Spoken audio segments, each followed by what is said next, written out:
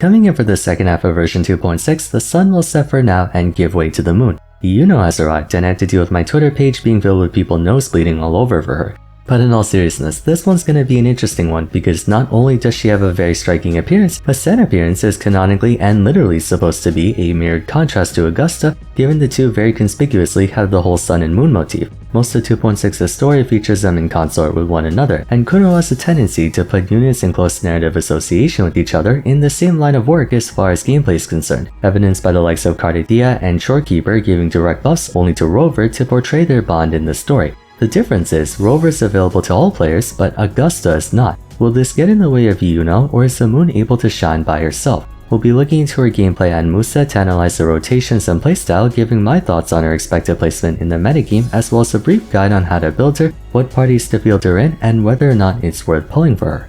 The Aero attribute has been quite fortunate when it comes to 5-star characters. Not only has the first limited 5-star GN been aging uncharacteristically well for a day 1 5-star, but earlier this spring we were given Cardidia, Chacona, and Rover, currently ranking among the best parties in the game. With Iuno being an Aero unit herself, the first question that comes to mind is if she will have anything to do with erosion, or if she could fit into any one of these teams. Obviously, it would be surprising if she didn't work with Augusta, but given the track record of version 2 5-star units, it's not unreasonable to check on whether she plays into the erosion engine.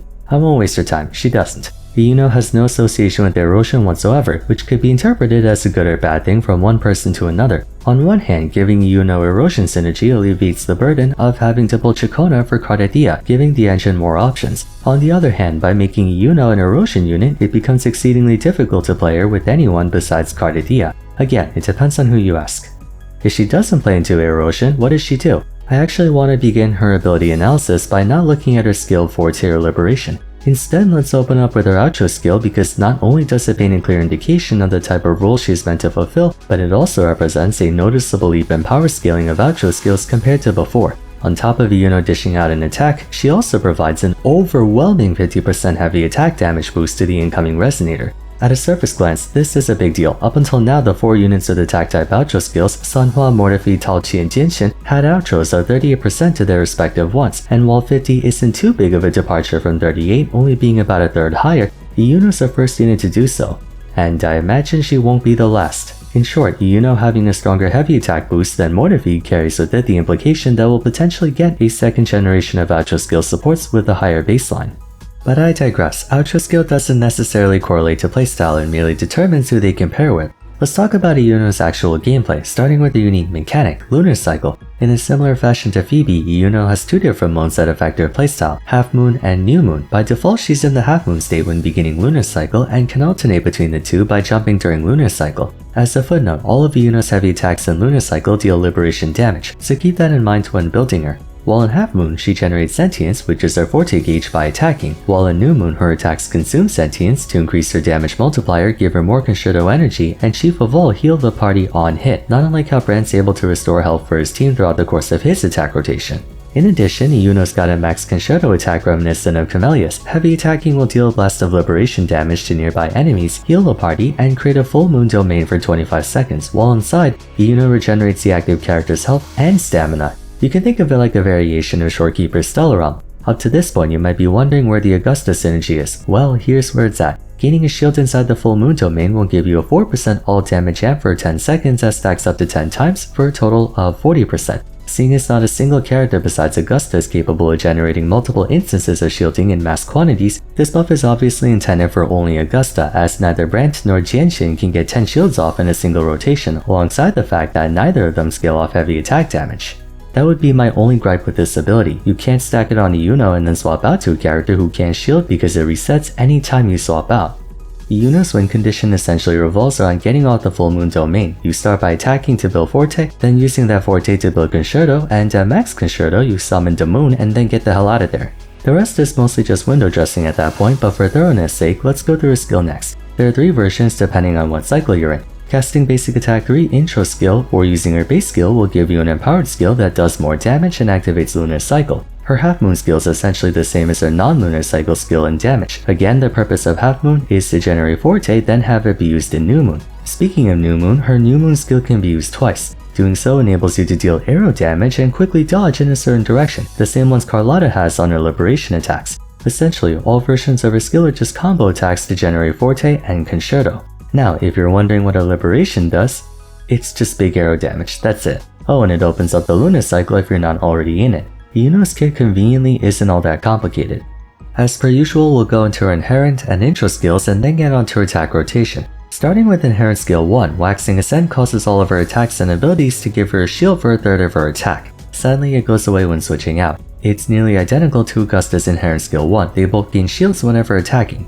The amount's almost negligible, it's purely meant for any kind of interaction involving shield stacking like your full moon domain or the Crown of Valor Echo set. Inherent skill 2 automatically grants Iuno 5 stacks of her full moon damage buff when using her intro skill or liberation, so by introing in and then ulting right away you can front load 10 stacks immediately. I'll remind you though, if at any point you switch out you lose the stacks, under no circumstance can you transfer them over to a non-shield stacking character. Finally, her intro skill does damage. I already went over her outro skill at the start, so let's get to her rotation. This is one of the more intuitive rotations in the game because there's really only one way to do it. Intro skill in, resident skill, and if you have it available, use liberation right away, giving you a full 10 stacks up front and activating lunar cycle. Then heavy attack to swap to new moon, basic attack 1, 2, and 3 which should bring you to new moon state, then skill 1 and skill 2. This should get you to full concerto, so heavy attack again to activate the full moon domain, and there you go. Very rudimentary attack rotation. Intro, skill, liberation, heavy attack, basic attack 3 times, skill twice, heavy attack, and then call it a day. Alright, you could throw your Echo Active anywhere you want. If you don't have enough energy to use ultimate right away, you could use your Echo Active beforehand and that should help out a bit. Now that we have our rotation finished, time to discuss Iuno's current placement in the meta. I prefaced earlier that it's abundantly clear Iuno is meant to be Augusta's number 2, the intro skill and full moon domain buff are dead giveaways to that. Considering even before she came out, Augusta was already punching up there next to Gardedia and Zani using only a basic Mortarfy and Shorekeeper team, you can make the educated guess that Iuno, an upgrade to Mortarfy in almost every way for Augusta, is going to be very meta relevant, and you'd be right to assume that. Iuno will be a very strong contender, especially when played on the same team as her girlfriend. But what about without Augusta? I don't want to give out the impression that she's entirely depending on the walking JoJo reference to be successful. The good news is, she isn't. Just for the sheer fact that Iuno has an outro skill this variety, and she's able to serve as a team's healer implies a modicum of party versatility, not to mention the fact that Iuno has a relatively short rotation time of give or take 8 to 9 seconds, but can deal considerable DPS during that time. In essence, she's a hybrid between a sub DPS and support. That being said, her damage contribution is actually substantial, and to an extent you could play her as a main attacker, seeing as even though she has synergy with Augusta, Iuno doesn't depend on Augusta if that makes sense. Like for instance, Zani depends on Phoebe for frazzle stacks. Technically, Iuno doesn't depend on Augusta for anything, much like how Augusta doesn't need Iuno to function. They work well together, but they can play perfectly fine on their own. Later, when I get into the team building section, you'll be pleasantly surprised at the range of options Iuno has in that department. But to put it simply, the Moon Girl is a very, very powerful character, with or without the sun. I would definitely consider her a top tier character at the moment. Before we get to teammates though, let's go through sequences. S1's a fairly digestible one, 40% bonus attack while in lunar cycle, and she regenerates energy per second while in the full moon domain. Furthermore, her new moon skill and Forte empowered heavy attack acquires super armor. It's more of a consistency improvement than an actual DPS, but still a noteworthy increase. S2, upon reaching full stacks of her domain buff, Iuno doubles the total from 40% to 80%. This right here is the pièce de résistance of her sequences, offering the highest benefit for your party's overall damage. In terms of personal damage, her S6 is the best, but if you plan to make the most stacked Augusta team of all time, S2 on Iuno is a major target. S3, 65% bonus multiplier on her basic attack, dodge counter, and new moon skill, and you can buffer her new moon skill in between her basic attacks without breaking rotation. Not that influential, but certainly not bad either. S4, party-wide shield when using Forte empowered heavy attack. Kind of underwhelming, so only consider S4 if you're going all the way to S6. S5, 20% liberation damage bonus. Again, only consider 4 and 5 if you're willing to 6. Now for S6, my goodness, her Forte empowered heavy attack goes from dealing 159.05%, incredibly small by most standards, to over 1700%. Her final sequence tacks on an additional 1600% damage to her Forte heavy attack, and also in doing so, she goes back to the new moon cycle, gains 100% sentience, and gets her new moon skill cooldown reset. S6 is a tremendous increase to Iuno's personal damage. We're talking like an increase of 1.6 times overall, it's insane. I know I said S6 Augusta is one of the biggest amps to a character's personal damage, but Iuno blows it out of the water by a wide margin. Anyway, from a budget point of view, Iuno's good at base, but if you're trying to make the most overpowered Augusta team known to man, and you're able to bust out the old Benjamins, aim for S2. It's an 80% damage buff. They really want to push the Thespian Lex type shit with that, huh?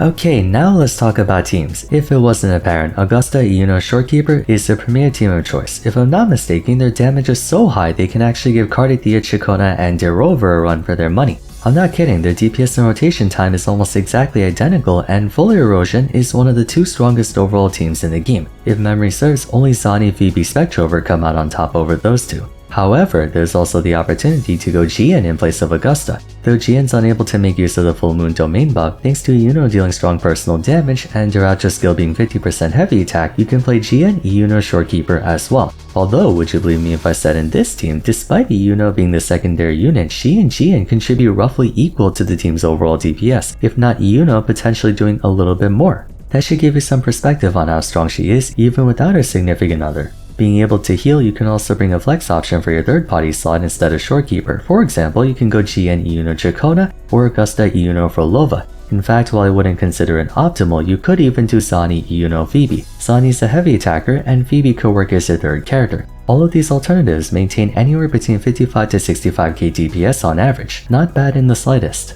Alright, now let's talk weapons. Good news and bad news. I'll start with the bad news. The bad news is unfortunately, the 5-star General Gauntlet Abyss Surges has very poor synergy with Iuno. She does liberation damage, but Abyss is all about basic attack and skill damage. Here's the good news. There's the new 4-star Gauntlet you can take that does play into Iuno's kit practically to the T. Ether Strike. Crit damage gauntlet with a ton of liberation bonus at R5. Of course, if you have an R5 Stenard, that can work too given the whopping 54% liberation boost at R5 just by using her skill. And the crit rate, of course.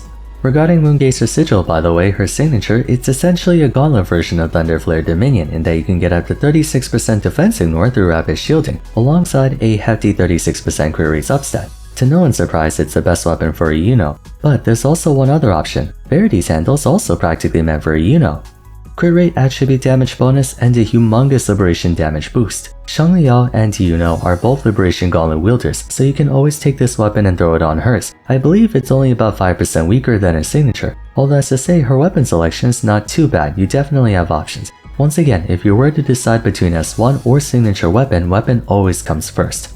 Finally, on to Echoes. Like I said earlier, Crown of Valor was practically built for Iuno just like Augusta. Those 2 are the only ones even capable of using this Echo set to the fullest, so you have no reason not to go for it. In which case, you'll want to go 3-piece Crown 2-piece Aero set, either Sierra Gale or Gust of Welkin, it doesn't matter. For main Echo, definitely go Lady of the Sea, 12% Aero and liberation damage. If that wasn't a dead giveaway, I don't know what is. Go for crit rate or crit damage on 4 cost, whichever one you need more of, Aero damage on 3 cost and attack on 1 cost. For substats, energy requirements on Iuno range anywhere between 0 to like 25. In Augusta parties, you'll want around 18. For the sake of consistency, I would recommend getting at least 20. Apart from that, you'll want to prioritize crit, attack percent, and liberation damage in that order.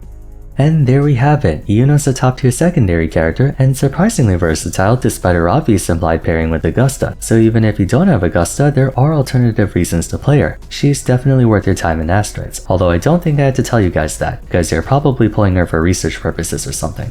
In any case, let me know your thoughts in the comments down below what your thoughts are on Iuno, whether you plan to pull for her or not. And if you enjoyed the video, a like and subscribe would be much appreciated. Don't forget to follow me on Twitter @FarsRM, join my Discord server, and why not check out my video on the best free-to-play teams if you haven't yet. But till next time, thanks so much for watching, and I look forward to seeing you again soon. Take care. I'll indulge you. Taste my resolve. On you go. Fate in my mark.